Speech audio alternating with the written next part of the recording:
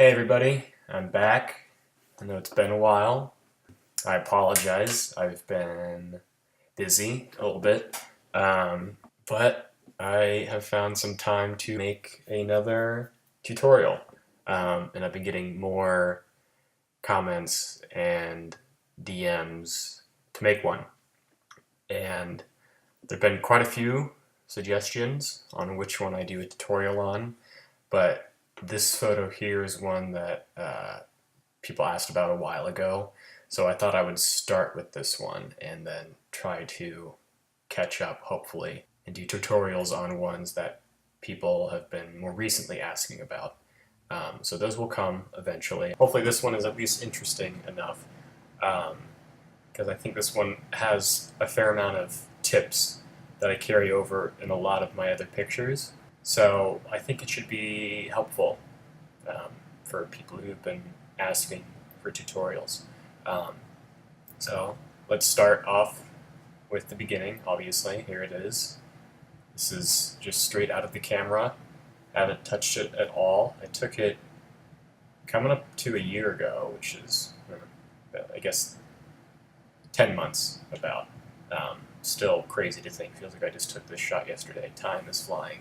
So I guess first off, I put on this preset that I made a while ago. I titled it Portland because I used it, the first time I used it was for a photo I took in Portland. So that's why I name my presets this way. I name them after places I've traveled to. So obviously that doesn't work. It's way too bright. Just everything, it's ugly. So I turned down the exposure. Still looks a little flat, not enough contrast. So I up the clarity a little bit. I think I mentioned this before, I don't really use contrast that much. I usually really work with the blacks and the shadows. So you probably won't see me mess with contrast too much in this one, in this photo, and other pictures as well. So I just kind of start experimenting again. Just like what I've talked about before with my other pictures, sometimes I have an exact idea of what I want, sometimes I just start messing around and seeing what I like. So here I can realize, oh, I don't like it anymore, so I add another preset. Actually, I made this one before I actually started naming it after places I've been. So this one is an old preset I made, which I probably should get rid of because I don't like it anymore at all. But this looks kind of weird, a little odd. It's kind of it is moody, but the colors look kind of bad. They don't really work well with each other. So I think I changed the blue a little bit. I really like changing all my blues to more of an aqua color. So I think I do that very slightly there. You may not be able to tell. So then I add another preset, change it again, start messing with the vibrance. I guess I also turned down, the exposure right there. I kind of like that just because this area, the front of the max really pops out. And as soon as I put this on, I realized that I wanted that. I wanted this to be the main focus. So then I kind of start working from there. Change the temperature of the photo a little bit. It's way too purple. Mess with the overall colors of it a little bit. Point curve. I want to say probably 90% of my pictures have this tone curve shape. It's not really an S, because obviously an S, this would be bumped up a little more, which I never really do. It's always just kind of this gradual hill and then kind of evens out at the end. And if you don't know, this is messing with all the dark areas of the photo. So instead of making them completely black, it's kind of now pushing them up more towards a gray, so it starts looking a little faded, and I really like that look right now. It could change. For a while I never did that, I didn't like it, and then I liked it, I still do, and who knows, one day I could go back and realize that I don't like that, and keep it pretty flat, or try something else, mess with another shape of this. So let's see, where did I leave off? Right here. So then I'm messing with the highlight hue. This is what I talked about with some people, is split toning. I use split toning all the time. I know some people think that's a bad idea. I know some people don't like split toning at all. because you can easily get carried away with it. You can push it too far and it just starts looking really bad. This is what I think. But if you do it subtly, or if it's not too noticeable, then I think it really can enhance your pictures. So yeah, I like using it a lot. Most of the time, I will leave highlights alone and just work with the shadows. Leave the shadows kind of a dark or like a blue color, and I'll do that for with I want to say most of my pictures. Especially, I remember like all my forest shots, I'll always have the shadows be kind of blue, and the highlights, or if there's an area where the sun's kind of peeking out, have that be kind of orange, because those colors work well together. They're complementary colors, so I think it looks good. So we move on. Here I start messing with the highlights a little bit, yeah, making them kind of red, because I think I had the idea now of yeah, leaving the shadows the dark blue, and then having my highlights be a little more red, because I like the look of that. I guess I changed the point curve here a little bit, very slightly. You may not be able to see that. Here, mess with the contrast, but you know, probably one of the few times I do touch it. We'll see. So I start messing with the temperature of the photo again, kind of trying to even it out more. Here it was just a little too dark, so then I start trying to yeah, add some contrast in the colors. Obviously there that doesn't work because that is just all red. Here it's starting to look a little bit better. Here some blues, the trees are red, the sky a little bit of red, building is some red, and again these shadows have a touch of blue in them. So it's kind of gradually coming together. And then like what I mentioned before, I wanted to emphasize the front of the max here. So then I get out the brush tool, starting here, and I start painting, brushing, whatever you want to say, over that area. And then I kind of really start chiseling away at it, so it's just on the max. Start working with the colors. Yeah, you can see here I turned down the saturation almost all the way and tweak with the whites a little bit. And you can see that if I turn the whites down, it gets kind of gray. It looks kind of weird to me, I think. Yeah, and I think I end up playing with it a lot because it was hard to make it stand out, but not like it just looked like I photoshopped that part of it in. So that it took a while for me to work with that. And then I also really did debate if I wanted to draw on the rest of it, because I didn't know if I just wanted the front area of it to be popping out or have it kind of fade away. So I really tried messing with that. That was difficult. It took a long time to tweak it. But all these here are me just, yeah, painting over it and making it so I'm not bleeding off of it and putting it on the trees or anything. So it takes a while, but it can be worth it. I mess with the tone curve here a little more. Let's see what I do. Alright, so I up it and kind of move that part down a little more, adds more contrast that you can see. So here you can see more of it kind of up in this area as well. And then it really starts fading away. So I start working with that more. I add this radial filter, I think, in the top here, which is what I will then use to kind of emphasize the sunlight a little more. I think for a while, I don't know if I wanted to have it be dark, but I thought that was maybe too boring or something, because it just would have looked like a really heavy vignette around the whole picture. And as you guys may or may not know, I really love dramatic lighting, and I love really emphasizing that. Again, you can see here at the thumbnail, if it'll work properly, that the light is pretty natural. You know, it's not too strong. But then here I start messing with it and emphasizing the color, you know, exaggerating the color. Obviously it wasn't that red, and upping the exposure a little bit more so it's a little brighter. I thought it was really cool. So then you can see here, I up the exposure for it, turn down the clarity because it leaves, it really kind of, it doesn't blur it, but it just kind of smoothens out the edges. So it looks, maybe it simulates sunlight a little more. Obviously, if you zoom in, it will start looking a little fake.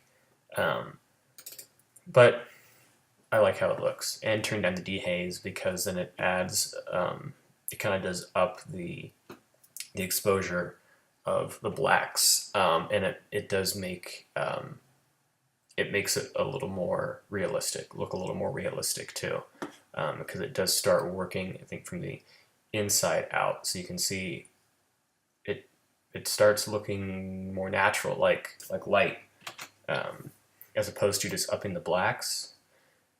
It's still kind of the same, but it looks too even. I feel it would look almost like too obvious that I just added a radial filter here and just turned up the blacks like what I just did. So I think dehaze does a better job of kind of masking that and making it look more natural. This is probably one of my longer updates, or one of my longer edits. You can see that there was a lot of back and forth, and it probably wouldn't even be longer than this because a lot of the time I'd get to a certain point and then I realized that I think it looked better somewhere further down, so I would go back down here and then start working from here. So if I didn't do that, this would probably be twice as long because I remember spending a long time on this shot, just because there was so much opportunity for it. Looks like I turned down the blacks here a little more to make the sunlight pop more. Cool. Here's where I add the graduated filter. I do this with a lot of my shots too, where I'll add a graduated filter on the bottom and kind of either, depending on the shot, either I'll fade it out a little bit by turning up the blacks, or I'll turn it down and I'll probably boost the clarity and then boost the dehaze.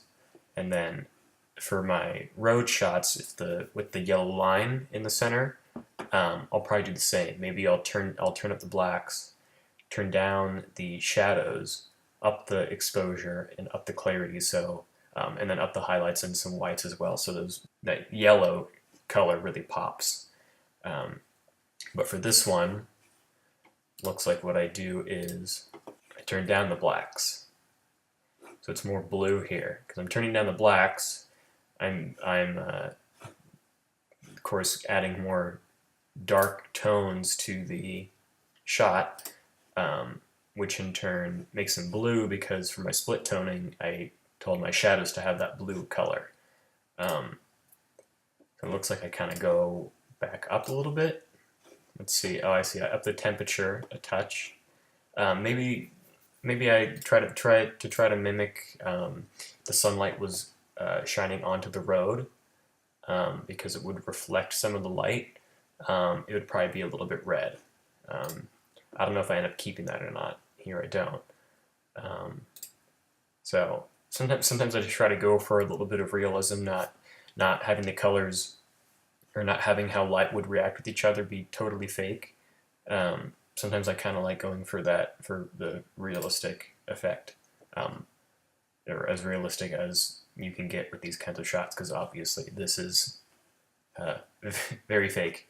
So then you see I boost the clarity, like what I said, I boost the clarity, a little bit of the dehaze, because that really brings the lines out more.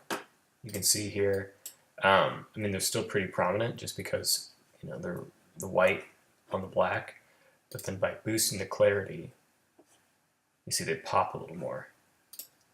And I go even further, so it pops even more. Like what I said again, I bring up the whites, so those are, again, emphasized.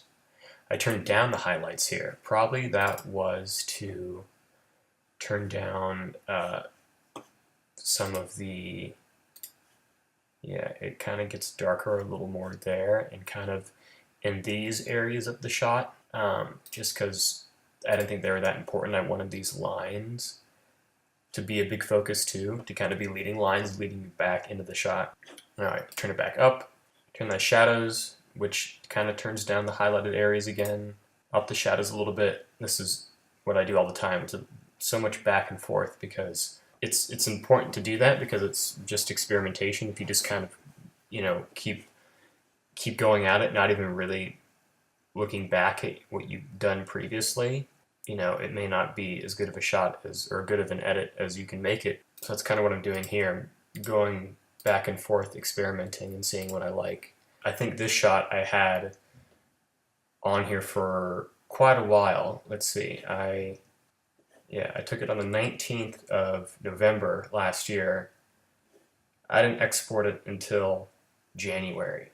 So nearly 2 months later, I had it on here, just because I wasn't confident in what I wanted to do with it. I wasn't quite sure. So I'll leave photos on here for a long time.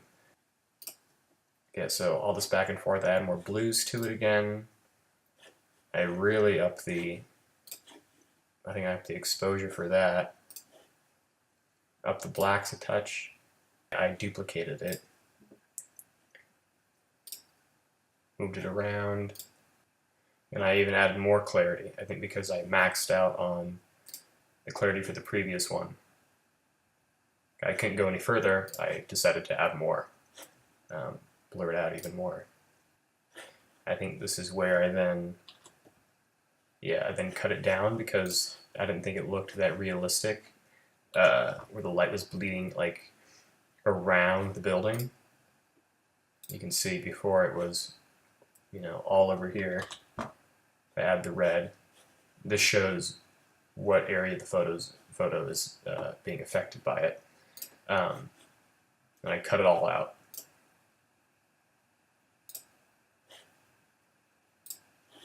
So then it looks like I'm changing the color of the orange. Tweaking that a little bit.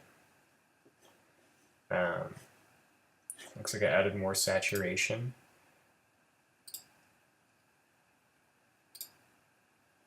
I guess I was adding more saturation to the radial filter. That's probably too much though. Again, it goes before it was kind of a red, which I don't like. Change the temperature, so now it's cooler. That's kind of what all this is. Whites, clarity, clarity, clarity, shadows.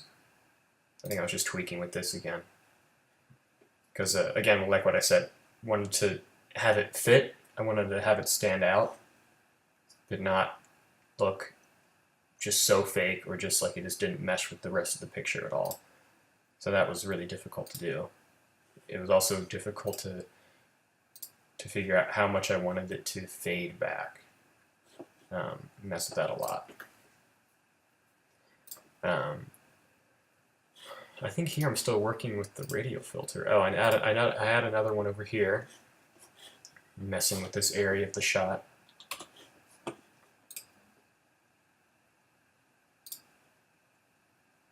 I think I wanted to have the sky behind the building look similar to the sky back here.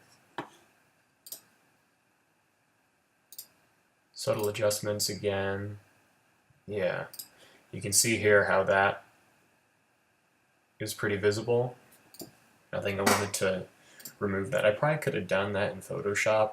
I think that was just a sign of my laziness. Just wanted to do all of it in Lightroom. I didn't feel like having to email it to myself or just importing it into Photoshop and then working through it there.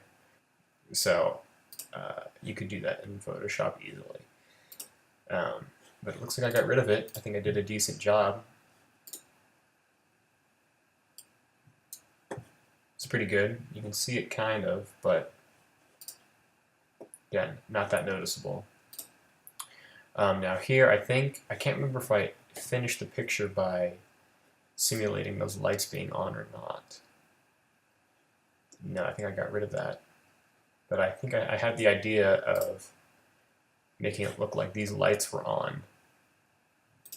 So I added radial filters in there and try to simulate light, which that doesn't look that bad, but I think it was too distracting. because this is already a pretty strong light source, and this was already pretty strong. This just, I think I realized it seemed a little odd to me. Yeah, so I spent a lot of time tweaking with that, which I think it looks pretty real. I think so. I remember that taking me a long time to do too. But I think in the end it just wasn't totally worth it. Again, back to working with this. It took me so long. I had a radial filter there for some reason. I think that was to up the brightness of it a little bit. Yeah, just so the trees could pop out a little more. And I added a bit of clarity. So it looks like I export it there, but I guess I didn't like it, so I keep going. Yeah. More changes with the red. Update the dehaze. Maybe I wanted to... I'm messing with the radial filter. Yeah, so I exported again. I realized it's probably not great the second time around, so I think third time's a charm. Messing with the shadows. Updating the saturation. It's basically just what I was doing before, but it's just more tweaking. Like what I said, as you're working on it, you realize, oh, I actually don't like that. Back to the previous section of it where you thought it looked better and try again. Totally okay to do. I think, yeah, here I update the radial filter, emphasize the light even more. See, I think now it's probably too strong, but at the time I liked it. It's interesting. See, I think that's too much now. I think I preferred it back when it was here, maybe. So that's funny. Maybe I'll export it again. It's always changing. More tweaking with it, more adjusting. Yeah, so I work with them. I'm still working over here, just trying to get it just right. Have it be an even fade into the black over there. Yeah, messing with the saturation and the clarity. So the whites are brought up just a little more. And saturation, it's the color temperature, just a touch, a little more blue, and done. So here we are. Hopefully that was helpful. Yeah, if you guys have any more questions, you can let me know. I'd be happy to answer them.